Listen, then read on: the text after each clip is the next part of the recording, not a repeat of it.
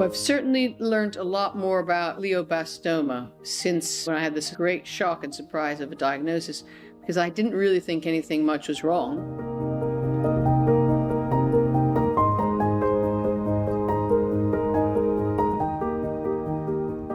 But I had been losing some sort of a little bit of coordination, and also losing a bit of processing when I was writing emails. Sometimes they're coming out garbled.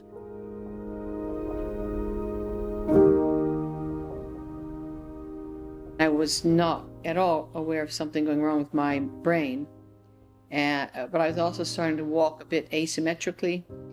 I didn't have what often happens, which is seizures. But I did have a strange aura, strange smells coming through, which were, I guess, my brain inventing something. If I'd known what some symptoms might be, if I'd known more, I might have picked up on it a bit better.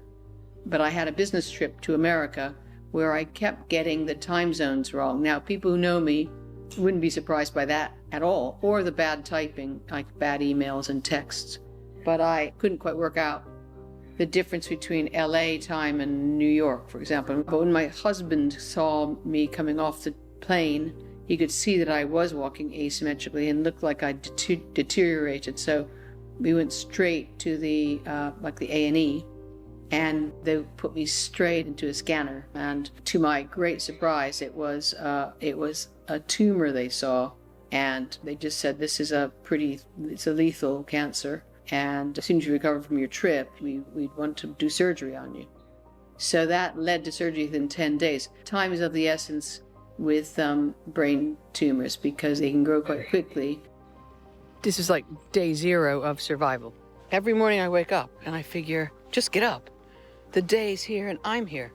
The whole family had to go through the trauma of picturing a fatal disease happening quite rapidly. You could just tell from what the figures showed that it couldn't stop with just standard treatment. Standard of care wouldn't be enough. We also got into researcher mode in terms of looking at, well, what else can be done beyond surgery? A search for what was going on, clinical trials, some drug therapies, and so on. So we didn't want to miss the boat there, but it did show that there wasn't enough research going into GBM.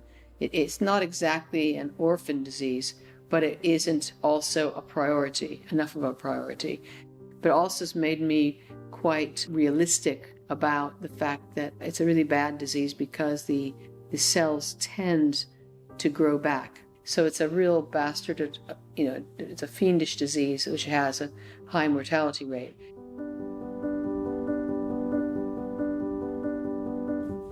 I think my science background has allowed me to cope with some of the tougher information and to kind of deal with it without getting too gloom and doomy about it, and to try to sort of keep my energy pointed in the right direction without getting too obsessed about it all. It means I'm not flailing around too randomly.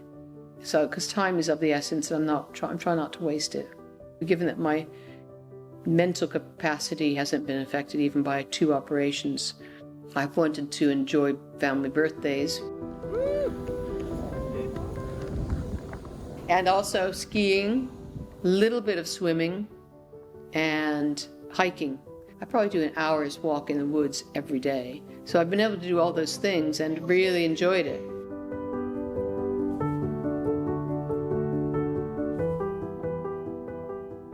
OBB itself has been really invaluable to me and to my family in navigating this terrible disease.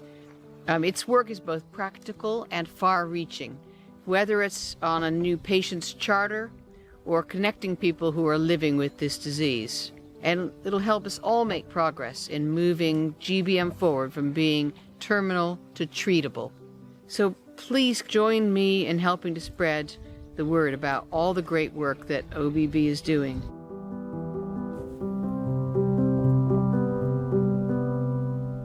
Thank you.